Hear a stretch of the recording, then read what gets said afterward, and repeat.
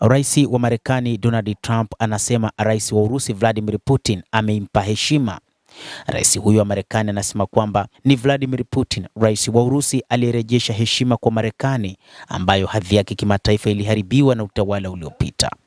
Trump alikuwa akijibu maoni ya Putin wakati wa ziara yake nchini Belarus mnamo siku ya Ijumaa, ambapo kiongozi huyo wa Urusi alimtaja rais wa Marekani kama mtu jasiri. Rais huyo wa Marekani anasema Vladimir Putin ametoa kauli nzuri sana leo, Trump aliwaambia waandishi wa habari katika ofisi ya Oval, na kuongeza kuwa matamshi haya yasingewezekana chini ya rais wa zamani wa Marekani Joe Biden.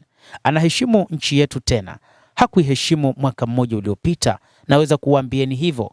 Trump pia alizungumza hayo akidai kuwa rais wa China Xi Jinping pia na kiongozi wa Korea Kaskazini Kim Jong-un wanaiheshimu Marekani tangu kurejea kwake ikulu ya White House. Tulikuwa na rais ambaye hakuwa na uwezo, tulikuwa na watu wabaya waliokuwa wakizunguka dawati hili zuri la uthabiti, walikuwa nadhani na nia mbaya, anasema Donald Trump. Hata hivyo, wachambuzi wa mambo anasema kwamba kitendo kinachofanywa na Donald Trump ni katika kuwasema vibaya viongozi waliopita mamlakani nchini Marekani, hasa utawala wa aliyekuwa rais wa taifa hilo Bwana Joe Biden, ambaye ndiye mtangulizi wa Bwana Donald Trump.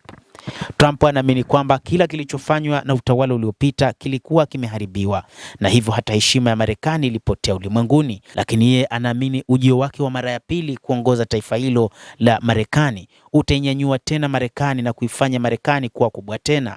Ameeleza mara kwa mara kwamba sera za mambo ya nje ya mtangulizi wake zilikuwa ni dhaifu na zimeharibu sifa ya kitaifa ya Marekani, akisema kuwa migogoro ya Ukraine na Gaza isingezuka chini ya uongozi wake.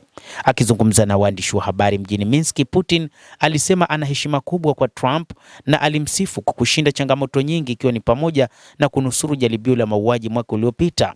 Aliongeza kuwa anaamini Trump anatafuta kwa dhati kabisa kusaidia kumaliza mzozo wa Ukraine.